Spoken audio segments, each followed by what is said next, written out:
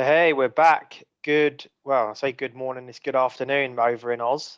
We are the Leeds Report podcast, and we are back with season 3 and episode 4, but part 2 of that episode 4. So, as you could probably remember, we done a lot of injury prevention in episode 1, but we also understand that some people are sort of past that point. So, we're going to go and have a look at recovery and rehab, and we are really really excited to be joined again by South Coast RX, Dan and Cam.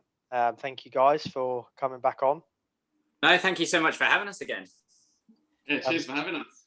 No, so we got some really good response from episode 1, which is the injury prevention, and a lot of the questions probably reflected a little bit more towards this episode.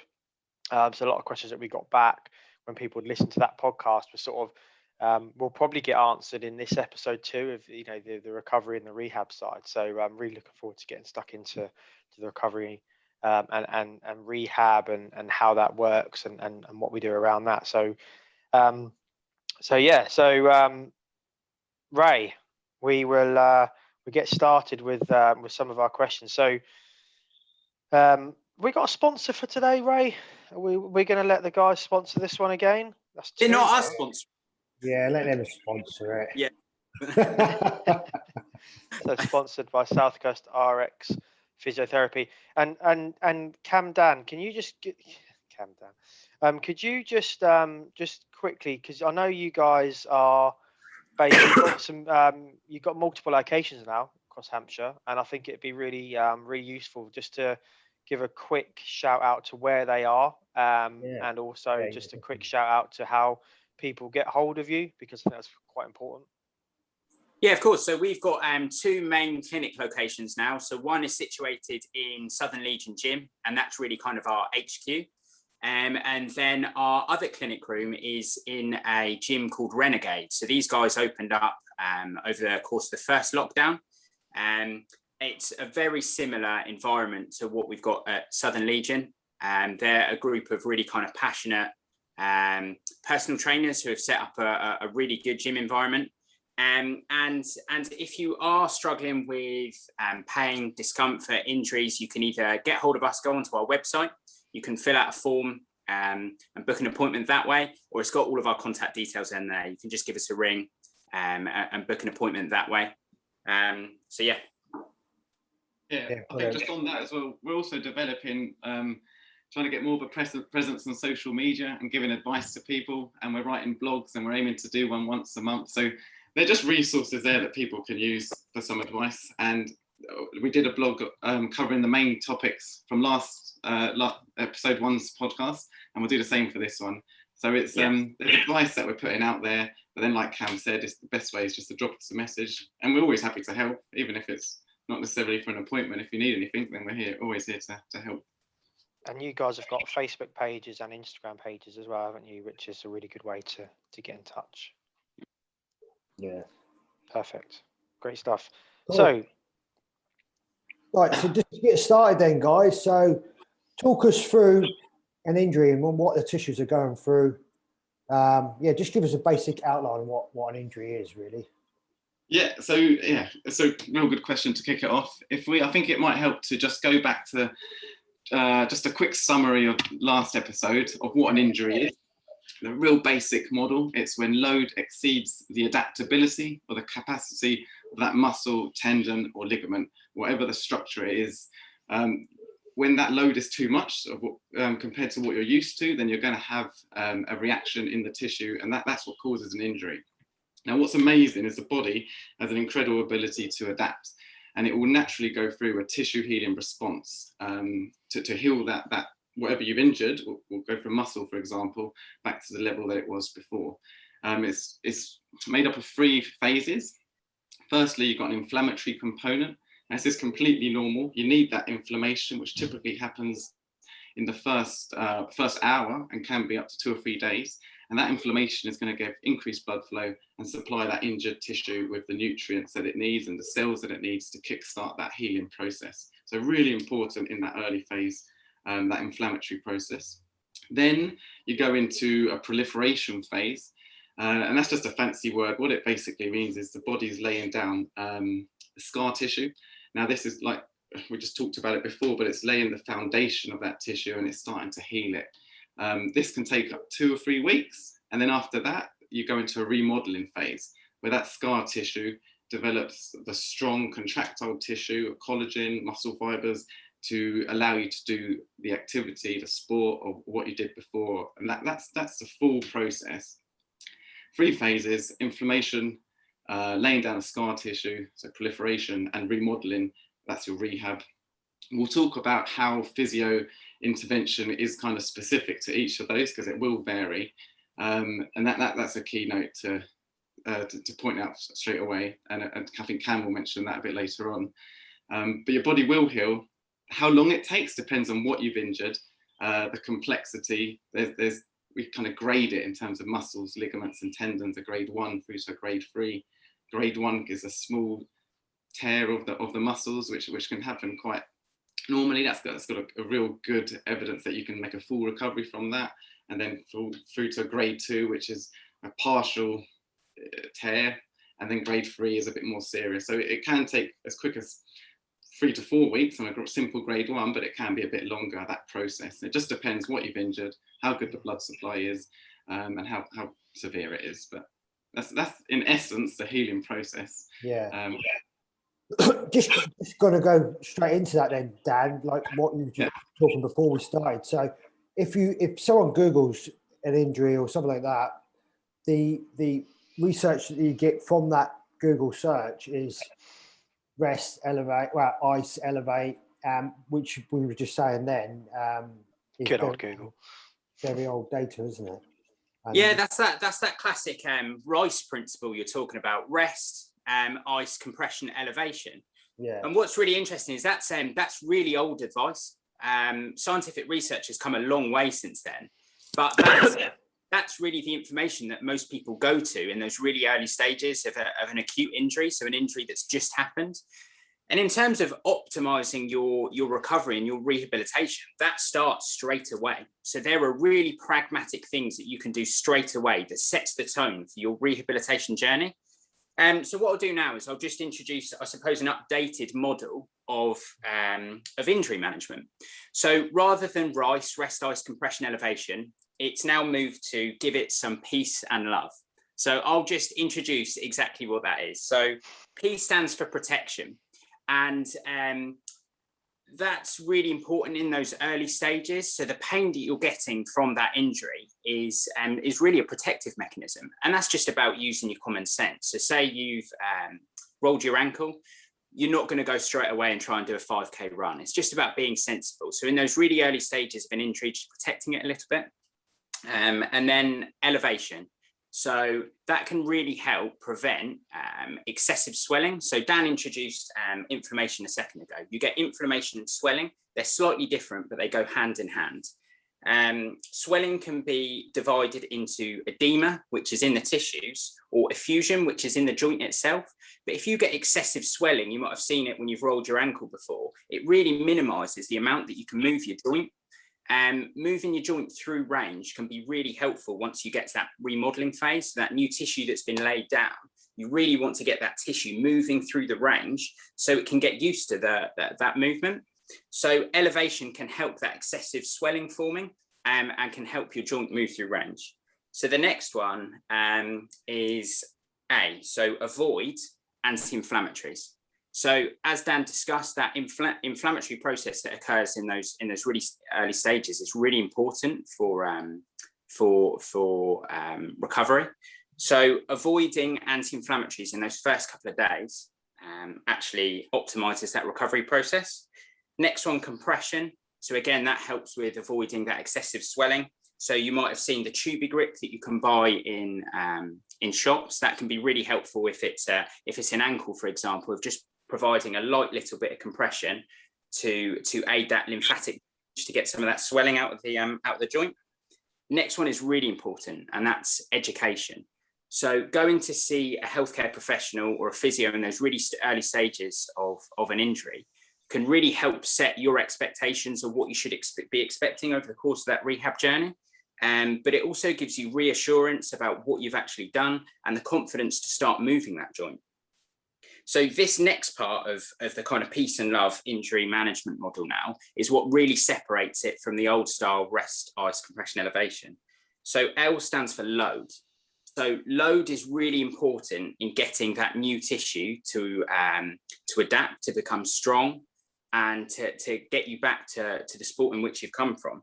So graduated strengthening, graduated loading is what is going to get that tissue strong, adaptable, resilient, and ready to meet the demands of your sport. The next one is optimism. And this takes into account that holistic model of care that we talked about before. If you feel reassured, if you're not fearful to move because you feel confident that you haven't done a really serious injury, that you know that you're not doing any more damage by moving it, then that really can accelerate that recovery process by allowing you to load it, allowing you to move your joint. Next one is vascularization. So this goes hand in hand with exercise. And vascularization just means increased blood flow. So again, using the ankle injury, if you can do some in the early stages, non-weight bearing activities like riding a bike, increasing your blood flow to the area is going to really help accelerate that recovery process as well. And then the final one, E, is exercise. Exercise done in a graded way is going to be really helpful, not only for the vascularization purposes that I just talked about, but also because of the load and the movement that you're going to get through a joint. But this all has to tie back into your symptoms. And an indication that you might have pushed it too much in those early stages, or if you get increased pain, increased swelling, that's an idea that you might have pushed it a bit too much. So really it's about utilizing these principles, but just being sensible, remembering that first and foremost point, protection, not pushing it too much, but actually getting yourself moving, getting the joint loaded. And there's some really good evidence now talking about, for example, muscular injuries, so hamstring strains. Actually, the earlier you can start loading those tissues, the better the outcome you're going to have, as long as it's done in a really controlled way. Sorry, Dan. I was just going to say that. Go on, mate. Go on. Sorry, Dan. I was just going to say, that model, that peace and love model that Cameron's just gone through, is based on the latest evidence, and I think it was published by the British Medical Journal of Sports 2 years ago. So it really is up to date, and it brings in all the recent research that which is exactly what Cameron said about early mobilization and early loading. Obviously, like graded in the first instance, because there is that immature scar tissue that needs to strengthen up and develop the strength, which takes several weeks. But if you do that, if you follow this model early on, then you're gonna optimize your recovery, and your transition through that process, which everyone has to go through, will be smoother and quicker. You'll really make the most out of it. And I think historically, as clinicians, me and Dan often see people who what they do in the first instance is just completely rest, and they still go through that tissue healing process. So their pain, their symptoms dissipate. And what happens is they get to a point where they're kind of walking around pain-free, and they think, brilliant, I'll return back to my sport now. I'm not in any pain. And what happens is, because that new tissue that's been laid down hasn't been exposed to the demands of their sport, it's not necessarily strong, adaptable, resilient, they go back to their sport without having rehabbed it properly. They either re-injure it, or because they've spent such a long time resting, they've deconditioned, and they're at then possibly a higher risk of an injury elsewhere. So hopefully this gives that model gives the people confidence to start moving in the really early stages of an injury. One thing I do want to stress is that this is a model for a soft tissue injury. If you've done an injury that you think you might have broken a bone, our advice is you have to go to the walk-in centre, because a broken bone has to be managed in a slightly different way. And soft tissue are, ligament, tendon, and muscle is what we're talking about here. This is that's the healing process that we're describing. It is slightly different for bone, which as Cameron said. That's quite interesting as well, because I've had both. So I've had a soft tissue injury and a broken bone, and the body at those very early stages, it does very similar things, doesn't it? Like that swelling instantly. So it is best to sort of get that like I say, get that checked out. I'm really glad actually that you guys have brought that up, the peace and love model, because I don't feel that there's enough education around that at the moment, and that might just be from the past. Is that we always get told, or we always have been told, just rest, don't do anything. And like you just said there, I've always been quite a big advocate of trying to do stuff, trying to get things back moving again. And it's actually really good now that that is actually a full blown model. That's going to be how long? Because if I was to go to a GP or a walking centre and I don't see someone of your skill set within the NHS, they will probably more than likely say at the minute, just rest. And we've had experience in our family of that very exact thing. I'll just rest, and it almost goes back to that. I think it was O on the love part, where you have to get that confidence of actually going to actually do something. But ultimately, like if you get told that by an NHS professional, just rest, you tend to just do that, and it's just getting to that point where someone like you guys are actually saying, no, actually, we can now start, obviously in a graded way, in a very controlled way. We need to get things moving again to make sure that you're rebuilding what you had previously. Yeah, and I think that advice, rest, was really born out of hedging your bets that with rest, you still go through a tissue healing process. So the likelihood is that someone is still going to be getting better, but what you're not doing is optimizing their recovery. This model has the potential to speed your recovery up, but we're talking about recovery in active populations. If you just rest, you're going to be as you start to feel a little bit better, you start doing your activities of daily living, you start a bit better day to day. And for most people, that's absolutely fine. But if you're active, if you're sporting, and this injury has put you out for a little bit of time, you want to get back to your sport. So this updated model should give people confidence and step-by-step approach in terms of what to do to get back to their sport. And that, where Dan talked about remodeling as well, that's really where the art and skill set of rehabilitation comes in, because you have to look at everyone as a unique individual and what the demands of their sport are. So we would rehab a runner slightly differently to we would rehab someone who is a CrossFitter, for example. The demands of their sport are different. So we have to tailor that rehab to that tissue so that it's exposed in a graded way to the demand of that sport. I think, Cam, shall we come up with an example, and just bounce ideas of how we might do that? So say there's an ankle sprain and someone's injured their ATFL ligament, their anterior talofibular ligament, which is a real common ligament on the outside of the ankle. They've rolled their ankle, they've injured that ligament, so it's a soft tissue injury, and it has puffed off and it's swollen, and they've come in to see us on day 2. And they say, look, I'm a long jumper, I need to get back to training as soon as possible. It's plyometric activities, it's high level. In the first instance, we're going to obviously assess it, look at it, get the right diagnosis, number one, but we're happy with the diagnosis. Then rest is appropriate in the sense that we want to protect it and we want to keep them walking and loading it, but we're not going to be saying go straight back to jumping and training, because it has to have a period to settle down. We'll advise them that inflammation is normal because it's kickstarting that body's healing process. But like Cam said, we want to manage the swelling. We don't want too much swelling, because then that can actually slow down healing time, because if the ankle's bigger, then all those cells needed to kickstart the healing process have longer to diffuse into the injured site. And also it's going to restrict your range of movement, and you might have it might delay your healing further down the line. So it's about getting them maybe to rest in the first few days, strap it up, give them a bit of support, but then getting them to do some range of movement exercises straight away. That's not going to irritate it. And then it might be that we see them early on in the week, then we see them again later on in the week, get them to do some static isometric loading, which isn't necessarily going to aggravate it, but it means that as that scar tissue is building, the foundation is going to build nice and strong. And then they come back a week and a half later, the swelling's gone down, they're walking well. Then we're going to progress to some weight bearing exercises.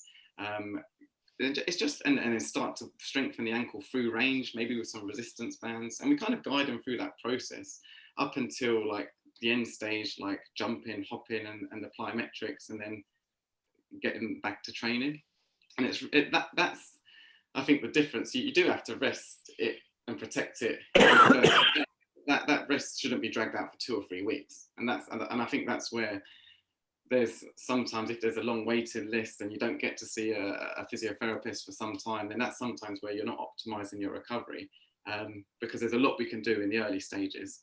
And it's real important to work with the coach as well, especially if you're not familiar with the sport, and like learn what drills, what tasks do they have to do, what exercises are going to be most suited to what their goal is, and then add that into your program plus the training. It's real. I think it's really interesting, and there's so much you can do. We had a really good example, Dan, actually, where I had a personal client of mine who was an online client through lockdown who had an injured shoulder, and we worked quite closely together on that. You wrote your program, and I sort of make sure my program sort of nicely fitted into what was happening with yours and interlinked really well. And it really helped. And the nice thing about that from the client's perspective is he was able to still move. He wasn't just sort of like, oh, I'm just sat here, because he really wanted, especially, at the moment in lockdown, you want to try and keep doing something if you are that, that way inclined, where you are, out doing things every day. Just to stop and do nothing for 2 or 3 weeks is a hard thing to do. So to hear this real sort of this real sort of step change in how recovery is taking place, I think is really, really positive. Yeah, and that was good because we worked quite closely together. Like I remember I'd ask, you'd tell me what sessions you were planning, and then like maybe we tweaked things and we're like, okay, it was a shoulder injury, so we're like, let's go easy on that overhead pressing in this first week, and let's build up to that, because that tends to be a little bit more irritable. But that was real good, and he's doing really well now, isn't he? So he's back to like doing all his home programs, and I think he's back than he was before, so that's good. Yeah. And what was so good about that was you were incorporating rest for that joint, but within a program in which you were still giving him exercise, you were still giving him stuff to do, but it was allowing that shoulder to settle whilst he was focusing on perhaps a different area of his body, still engaging in cardiovascular exercise. But then you exposed that shoulder specifically to graded loading. So it was never complete rest. It was just resting that specific joint whilst allowing him to do other things. And that's the model of physiotherapy. But there's so many different models. But like if you've injured your knee, for example, and you're in that early stage, you're perhaps not going to be smashing out loads of knee extensions or like squats because it's loading the knee joint, but there's nothing stopping you doing clams and like hip extensions, and like you can always work around it. You can always strengthen the joint above, joint below, and then gradually load the one that's irritable. And that concept is comprehensive capacity. You're strengthening everything. And it's all to different degrees. You might be doing something really hard for one joint, but then real light for one muscle, and then a bit lower on the scale for the injured muscle, getting that balance right, but making sure that person maintains their strength, maintains their confidence, is getting blood flowing through exercise, which is going to speed up the recovery, keeps them optimistic. It's all the peace and love, that's what Cam and I are real passionate about, as well, in keeping people active and doing what they love. That's it, basically. Keep doing what you love, and we're following the research as well to do that. And it might just be in a slightly modified way in those early stages. But one thing I always, I've been asked so much as a physiotherapist in my career is how much pain should I be in? Because I think that so often that education in those really early stages is overlooked. So people's expectations are that pain should mean that they shouldn't do anything. After an injury, it's going to be painful, but there is a certain amount of pain that you can, as long as you can tolerate, as long as it's not associated with increased swelling or any increased pain, then that's absolutely fine. And some of the research looking at a very particular type of injury called tendinopathy looks at how much pain someone can be in during that rehab process. And they discuss a 4 out of 10 pain. as being something, a level of pain that doesn't flare it up for 24 hours afterwards. And that's something I try and always say, get across to people, that this will be a little bit painful, but as long as you're not going any more than a 4 out of 10 pain in those early stages, and as long as it's not associated with any increased pain for 24 hours or any increased swelling, then you're absolutely fine. Because what we see so much that delays the healing process and results in problems down the line is that if someone has become fearful of moving as a result of that pain, they stop doing anything with that joint. That means that that new tissue that has formed doesn't become strong, doesn't become resilient. And then that's what we have to try and address down the line. So I can't highlight the importance more of that education and optimization and optimism in those early stages of the rehab. Just letting someone know what to expect over the rehab journey can be really helpful, and it can kind of take the fear away of moving an injured joint, an injured muscle, an injured anything, really. There's nothing better than having somebody in, someone of your guys' position saying to you, yes, you can do some movement. Yes, you can load a little bit of, you can bear a little bit of load. And there's nothing better than that when you're somebody who is active and you hear that. It does give you the confidence to go, that's really good. That's a positive sign. A quick question then, and it's a bit of a blunt one, but I guess be quite interesting for the listeners to hear is, if I was to injure so for example, you just said there, a soft tissue injury. If we get all these stages correct, can we get that tissue back to its original state, or would there always have that weakness in there? Yeah, I think that's a real good question, and it comes down to how severe was the injury. So if for example someone is in a road traffic accident, they completely smash and fracture their ankle into three, like they fracture their fibula, their tibia, and they dislocate their ankle, and that's a nasty injury, and they need surgery.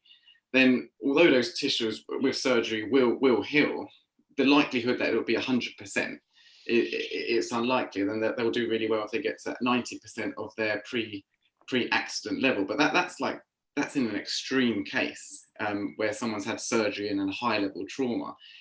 When we're talking about muscle strains or tendon strains, remember they're graded grade 1 to 3. If it's a simple grade 1 or grade 2 injury, that's the majority of what we see in clinic, then 100%, I'm a big believer that you can fully recover to the level, if not better, than what you came in with.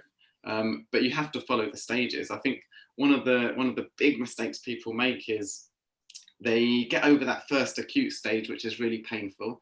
They're starting to do their exercises with physio. They're feeling really good, but it might only be 2-3 weeks since the injury.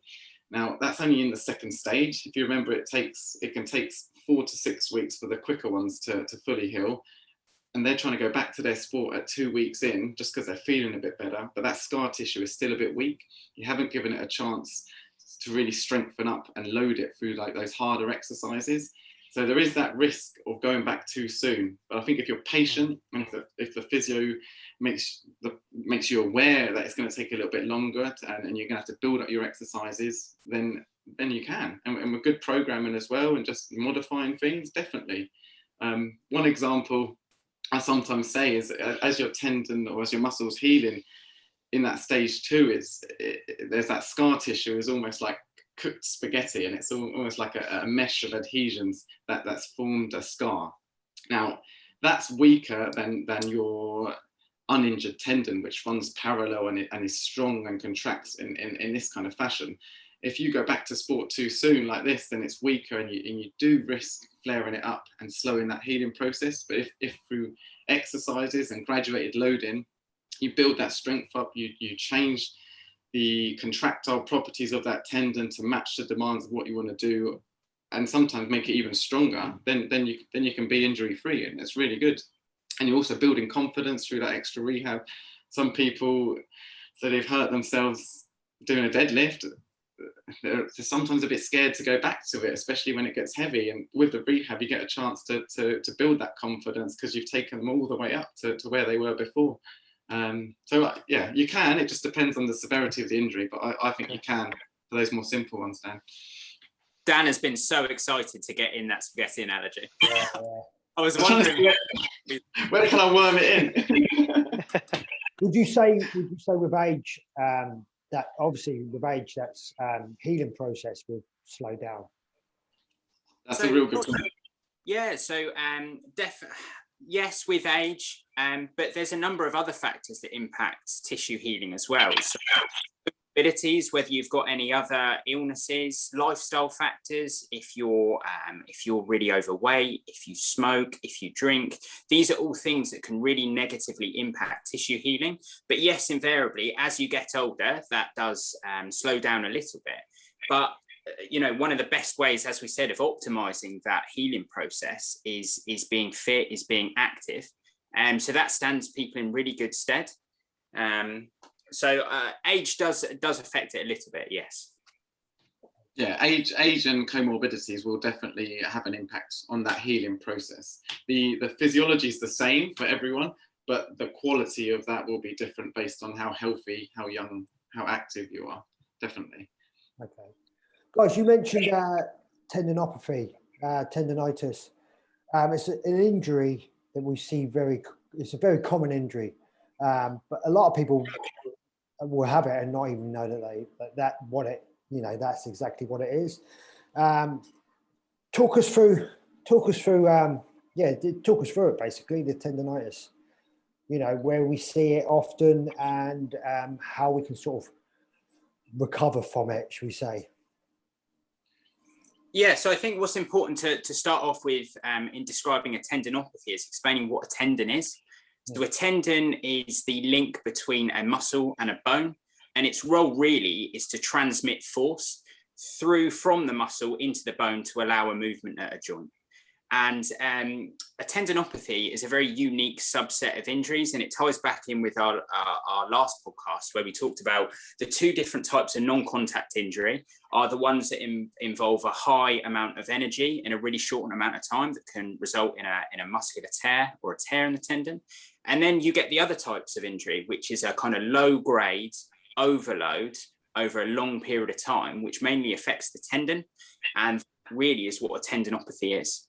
So you get changes within the tendon itself, and they kind of refer to this as micro trauma. So Dan's spaghetti analogy that he's been desperate to get in. If you were to look under a microscope on a tendon with a tendinopathy, you get very, very small areas of that mismatch, that cellular mismatch, that collagen mismatch. And that can result in pain, discomfort, sometimes swelling. And there's really common areas of the body that you can get this in. So runners, Achilles tendinopathy is quite common. We were talking before about tennis and golfers' elbow, both examples of tendinopathy. You can get it in your hamstring, all kind of high load tendon areas. And it's often associated, as I said, with repeated low level overload. So think about, for example, plasterers who are doing a very similar movement day in, day out, which can result in an overload of that tendon. But the way in which you manage it is actually quite similar to what Dan introduced earlier about those tissue healing, the kind of tissue healing timeline. What's really important with the tendinopathy is allowing those symptoms to settle in the early stages.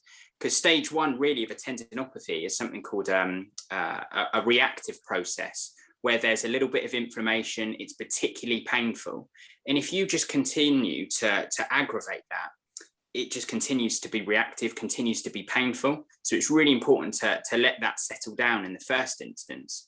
But then once it is settled down, what you need to do is engage in a graduated strengthening program that's going to help develop the capacity of that tendon to be able to tolerate the loads going through it. But this is an injury that takes a long time. And one that we see and treat quite a lot of.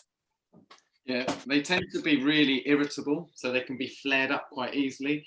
And I think, in answer to your question, Ray, the reason why they're quite common is because as the muscle contracts, it pulls on the tendon, which then moves the bone. So all that force of that muscular contraction is going through the tendon. And especially in like the forearm, where you've got lots of muscles there, all attaching onto one small prominence on the elbow.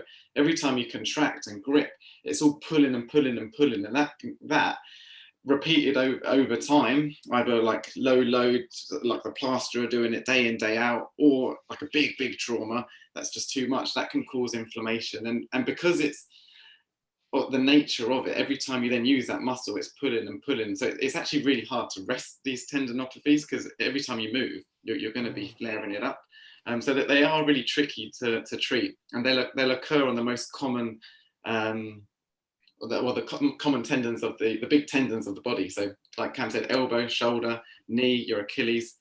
But the healing process is the same as what we've described. There's just different research studies will call it different terms, but essentially there's got to be a period of rest where you allow that inflammation and all those cells to come in to start that healing process. As that scar tissue forms, and you want to start strengthening it up and building it up and keeping active, modifying.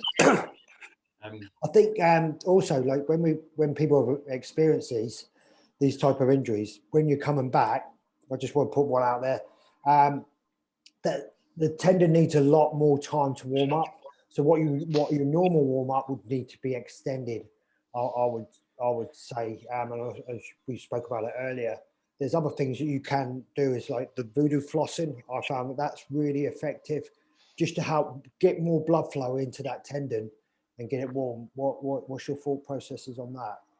Yeah, so that's quite a classic symptom of tendon-related pain, is that at the onset of movement, it's a little bit painful, and then it eases off, but then with continued loading, it starts to flare up again. So that point in the middle where your symptoms aren't too irritable is where we need to work in. And that's why that research looking at how much pain to be in with tendon-related injuries is really helpful, because what you tend to find is some people, as soon as they get any level of pain, you stop doing any activity, and that's not helpful for getting that capacity into the tendon. Equally, sometimes in more active populations, you see people that kind of ignore the pain a little bit, flare it up on every training session, and actually sometimes they're the harder ones to manage, because you're trying to get them to reduce their loading, to prevent keeping them in that reactive, aggravating stage. But as you said, yeah, a thorough warm-up can be really, really helpful, but that warm-up has to be specific to the site of that tendon. You're going to warm those tendons up in a slightly different way, depending on whether it's lower limb or upper limb. But and pitching the level of load at the right level is really important. And that has to be individualized for each person. Yeah. One big thing as well in the rehab of tendons is, there's different types of muscle contraction. So there's a static contraction, an isometric, there's a concentric, so shortening of the muscle, and then an eccentric lengthening phase. The best rehab outcomes are when you combine all three of those into your rehab program, and it might be at different times. So obviously the static contraction is going to be a lot less sore than the one where you're working through range. But when you're rehabbing, you want to rehab all three, and that's where a good physio program can help you as well, because sometimes if you just rest it and then you go straight back to that activity, then it is really sore, because you haven't built it up in almost those layers of contraction and built the strength up. There's some studies as well that show, like, in that eccentric controlled lowering is combined with the others is the most effective form of rehab. So you want to combine that slow controlled tempo work as part of your program, especially for tendons, I would say. Cam, would you do anything differently? Yeah, definitely. And as I said, that there's a difference in the research regarding the way in which you rehab upper limb and lower limb tendons, just because the role of that tendon is somewhat different. Lower limb tendons often transmit a huge amount of force. And if you think about an Achilles tendon, its main role is that plyometric loading, so that ability to store and release energy really quickly. And often that's the last thing that we're going to introduce into your rehabilitation program. And Ray, I know that this is one that you found with your hamstring. Sorry, I hope you don't mind me mentioning. No. Is that plyometric loading is that end stage rehab that we're at now, where there's a really fine balance between getting a little bit in, but then doing it too much and it flaring it up. Sorry. No, go on, mate. No.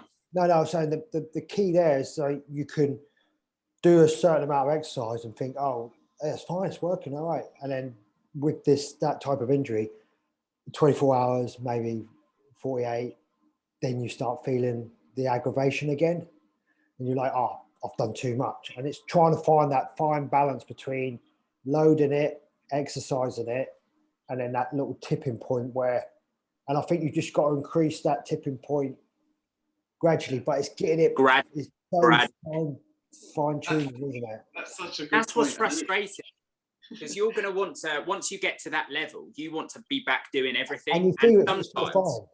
Yeah, sometimes those extra 5 to 10 reps can be enough to tip you over the edge. Yeah. And that's one big thing that we always try and get across with the rehab of tendon-related injuries, is that sometimes it's not on the day that you might notice you flared it up. It's 24 hours later. And as soon as you understand that, that changes the way in which you approach your rehabilitation. And it means that you are more in control of your symptoms rather than your symptoms controlling you. And that's where it's real good to keep a diary. Sometimes when someone keeps flaring it up, we're like, okay, cool, let's just track your week's training or exercise or work, whatever it is. And then you can start to be like, okay, I felt sore the day after I did 30 chest to bars. At the time it wasn't painful, but the day after it was. And then based on that irritability factor, which Cam's talked about, we don't want it to be painful within those 24 hours. That's you pushed it too much. But if it's not, then we're like, okay, cool, that those 30 chest to bars, they were good, fine, let's carry on. And that's a good marker, especially if you're getting stuck. Keep a diary. We'd always ask you to do that anyway, because then we can guide you through it. And that's part of it, of just making small tweaks, talking with the coach, keeping you training. Yeah, they're tricky to treat though. I find the elbows real tricky because you're always gripping. It's real hard to rest your elbow. Definitely. I guess it's one of those, with what you're talking about, what we're talking about here is, to stop and do absolutely nothing is quite hard in everyday life. And these types of, the injury is there, but actually you still need to use the joints to do everyday things. And that's where you start to have that balance of like, right, okay, maybe I need to just take a step back here, but actually I still, like you said there with the plaster, I need to go to work. Life gets away sometimes. And that's why some of these tendon related injuries are really different. Yeah. I just want to ask, probably going into, you were talking there about, Ray said about the flossing and some of the tools. So for some of our listeners that maybe are fairly competitive within their sport, I just want to ask a question just around recovery whilst competing. Or even whilst sort of playing a sport on a regular basis. So if you're somebody who trains every single day for your specific sport, how does the recovery process change between somebody who's training regularly, or even at a competition or a major competition, or how does that compare to somebody who's recovering from an injury? Are the processes similar? Yeah, so this is one that in doing some research for this podcast, me and Dan are really excited to talk about, because there are definitely some things that you can do as a non-injured athlete to help you optimize your recovery for the next training session. And this is something that we're always trying to implement on our elite athlete pathway at South Coast RX as well. We work with some athletes, and some of the work that we do is about trying to help them recover so that they can get the most out of their next training session. So I'm going to introduce two of the biggest things that you can do, and it's not the glamorous stuff. So, we talked before about training smart. If you're talking about a pyramid of stuff that you can do and it's going to get the most benefit from, training smart is the biggest one. Avoiding those big spikes in load that are going to wipe your body out, that's going to mean that you can't recover for the next training session, is the biggest one. But then the next two layers after that are sleep and nutrition. And just introducing a couple of things about nutrition. One thing I want to highlight here is that this advice is not for someone who's on a diet. This is nutrition to optimize performance and optimize recovery. So immediately after a training session, if you can take on board a mixture of carbohydrates and protein, that's going to increase the restoration of glycogen stores in your muscle, but it's also going to increase the stimulation of protein synthesis to allow you to allow your muscles to recover. And research has shown that taking carbs and protein together is better at restoring those glycogen stores than taking carbohydrates alone, but then also increases the stimulation of protein synthesis more than if you just took protein alone. So taking them together is a really good idea. And then there's some other interesting stuff about out there about how to optimize your recovery as well. So in looking at this, the research, taking tart cherry juice, so taking 60 mils a day has been shown to decrease inflammation in your body, increase melatonin, helping you sleep better, but actually increase your recovery from session to session. So you can supplement with that. There's good evidence about creatine supplementation in recovery as well. And then also taking omega-3. So those 4 things are what the evidence shows is the best things that you can implement in your diet to help recovery. And then the next big thing is sleep. So this is something that me and Dan are really passionate about. And talk about a book called Why We Sleep All the Time. You have to read it, that book. Yeah, that's because I was always of the mindset, wake up early, conquer the morning, train, like be efficient. And then I read that and I was like, well, actually, if exercise was a pill, everyone would take it because it's got so many benefits. Sleep is on the level. It's just as important in every single aspect. Obviously, we're talking about tissue recovery and healing, and then it's got a huge important role to play in that, which we'll go into now. Sorry, Cam, to interrupt. Yeah. So we're obsessed with this topic, but there was a scientific paper that was released this year, and it was entitled "Sleep and the Athlete." So like a consent statement from all of the experts in the field of sleep research. And bearing in mind, sleep is something that we do for such a significant portion of our lives. Really, it's only been properly researched in the past 15 to 20 years. So if you sleep less than 7 hours a night regularly, this is going to impair your cognition, your ability to learn and consolidate memories throughout the day. It's going to have an impact on your mental well-being, but actually it really disrupts the growth and repair of the cells in your body. It impacts your metabolism of glucose, and it can negatively impact your immune response as well. And that's all just from sleep. So having a good quality 8 hours sleep a night is massively important for recovery. But good research has shown as well that if you can't get that, if you do sleep under 8 hours, that actually having a nap in the day, 20 to 30 minutes, has been shown to increase alertness, increase concentration, and even improve your motor performance as well. So a lot of the professional football teams have implemented this as a strategy. So they've actually built like little sleeping pods within training centres, so that athletes now can have a nap after training, to get all the benefits from that.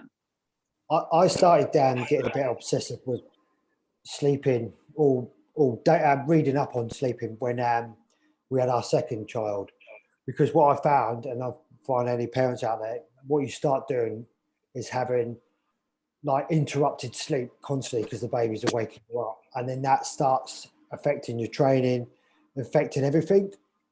And I've really started getting into it, and now I spend a lot of time now, like that's when I start writing programs for people. This is the most important thing of the pyramid. I've got my own sort of pyramid where sleep is the base, then nutrition, then exercise. Because I find if your sleep's wrong, if you're getting lack of sleep, what you do then is look for caffeine and sugar to keep you moving. Yeah. And your exercise is just up and down because you haven't got the time to recover from it. So like I said to you guys, sleep is the base. I think is where everyone should work. It's so overlooked. It is. And it improves, it's every single aspect, from like weight gain to weight loss. Sleep will reset those hormones from chronic stress and cortisol levels, which has an impact on immune system and healing. Sleep will reset it. Even learning, like recovery of the tissue, it's everything. Sleep will affect, which I underestimated in the past, but I'm glad we talked about it now. And it's also, say you've got a big competition. Most athletes will say, I'll get a good night's sleep before. You should be doing that all the time, and also it's just as important after as well. So after a heavy session, you'll repair when you're sleeping. And I found there was a real interesting journal which links the nutrition aspect of Cameron was talking about. But if you take some protein just before you sleep, and then have a good quality sleep, then your tissue repair that they found was actually more effective in those patients that had a good quality sleep and took some protein before they slept, as opposed to people that just had the protein supplement or just had the quality sleep. So nutrition and sleep are massive. Together with smart training and a sensible program, that's the foundation. It's good to mention that pyramid, because a lot of people will go straight to cupping, dry needling, which is really important, but that is the icing. That's your 2%. That's like you're doing everything else right, and you want to make those marginal gains. Like the Great Britain cycling team, they're looking for every possible thing. Then you do all those adjuncts. But I'd say for the average person, you've got to get your training, sleep, and nutrition right. You could argue which one is the foundation, that they probably all are in together. Realistically, they're just as important. I was going to say that when you say about the sleep there, so I used to have, so as we all do, as probably most of the world does, they sort of, some mornings you wake up and you're like, I'm ready, and then some mornings you wake up and you go, I don't want to go to work today. I just want to go back to bed because I feel like I need another couple of hours sleep. And what I used to do is I used to repeat my previous day and go, in myself, I was going, well, what did I eat that day? What did I do that day that made me wake up the next morning feeling rubbish? And then you start to really learn and go, actually, it's not about what I ate or what I'd done the day before. It's about how I slept that night. And that was what was making the difference. And that's like, it all ties together with what you guys are talking about at the minute. Yeah. But it's such an interesting subject. And Dan, you were talking about sleeping in preparation for a competition.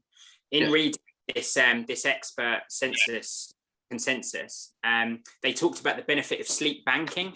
So if you know that you're going to go for 1 or 2 days with less than 8 hours sleep, you can actually bank sleep over the course of kind of 2 weeks leading up to that. So if you sleep a little bit extra each night for 2 weeks, and then followed by a period of sleep deprivation, actually the negative impact of that sleep deprivation is going to be less, because you've banked more sleep in the time running up to that. So it's just little that you can implement. And I think like you, Dan, reflecting on personal experiences, I can think of one time when Lily and I were going on holiday. We had to wake up at 2 a.m. to get to Gatwick to get that first flight. And I remember that night I slept for like 3 hours, and I felt like I felt rubbish for the rest of the day. And like you're irritable, like you feel like you've got a cold, even though you don't. I think and that was just one day's poor sleep. And if people are doing that chronically over time because of their busy life and just maybe not aware of the benefits, then that's huge. So I'm glad we talked about it. Parenthood that's how it sometimes you're like feeling like that for weeks. That's why I'd say that's what taught me about sleep the most, I think, having kids, because I just took it for granted. Sleep, I just went to sleep, got up. Some days I felt good, some days I didn't. I didn't really think about sleep. It's having that interruption of your sleep over a long period of time, and then you find that you're really struggling with your nutrition because you're grabbing sugar to keep you moving. I was saying to Cameron recently, I've struggled to sleep because I think the gym's opening up soon, so all my mind's going crazy. And what I'd always say to people is get up at the same time every day, even on a Sunday, so you get into a routine, you get a habit. And I was even doing that, and I kept that, and I was still struggling to sleep at night. And I've just started. I downloaded an app, didn't I, Cameron? I was telling him I listened to as a thunderstorm. and it's the last 2 nights, well, 3 nights now, I've been out cold.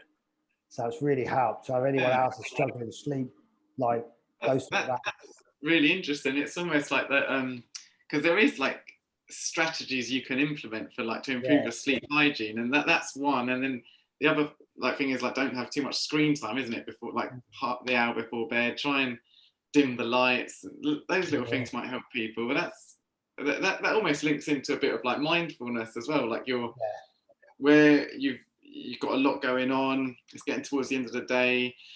Your mind's just working overtime. Actually, just focusing on that thunderstorm is like you almost like just taking sort of drowning out that noise, isn't it? Yeah, which actually like that's I can relate to that in times when I've had a lot on, and then like you do like listen to the waves or something, and then you're like, actually, I've slept a lot better now. So that's a real good thing to hopefully it helps other people as well. Yeah, that's why I thought I'd quickly get that in case anyone was struggling with sleep, because it's not been a thing. Apart from when I had kids and they've been waking me up, it's not been a thing I've really struggled with. Normally I can go to sleep because I get up at the same time every day. I'm in the habit, so I'd normally go to bed at the same time every day. But like the last month, I've really struggled. Because your body's got that natural rhythm, hasn't it? So if you're always if you do shift work, that can like really like affect that. And then people get a lot of troubles there. I think something that might help people is Matthew Walker. That book is Why We Sleep. It really taught me a lot. He's also got a 20 minute YouTube video or TED talk on it, and that will summarize the book, and it's a real easy listen. So that's well worth listening to. Brilliant. We'll see if we can get that up on our Instagram page as well, so we can get some links in there. That'd be really cool. Brilliant, guys. It's been incredible again. Absolutely. It's as you can see, we could probably do another episode on bits, but these last 2 episodes have been absolutely incredible, and to have you guys on, and what I do want to say as well is you guys have taken the time out to research, and you've taken on board some of the questions that we wanted to ask, and you've taken those on, and you've researched, and you've come back, and it's been incredible. So thank you again for coming on and taking some time out. Oh, it's been an absolute pleasure. Thank you so much for having us. It's been awesome. It's always good to have a chat. We said before, didn't we, before we started, that these are the sort of things that we just talk naturally in the gym about, and it's nice to sort of have this chat, should we say, this chat, and have people listen in and hopefully get something from it. Do you know what I mean? You guys are really experienced of what you do, and it's good to share the knowledge, I think. Yeah, definitely. I think one thing that Dan said before as well is that if anyone does have any questions or just wants to reach out for some advice, either just grab me in the gym or just give us a message. We're always more than happy to just talk through stuff. So yeah, definitely. Message on Facebook or email. Always. And obviously look out for your Instagram posts and your blogs and that. So they get lots of information from there as well. Yeah, definitely. Again, guys, thank you very much. It's been an absolute pleasure, like we said, and take care. Thanks, guys.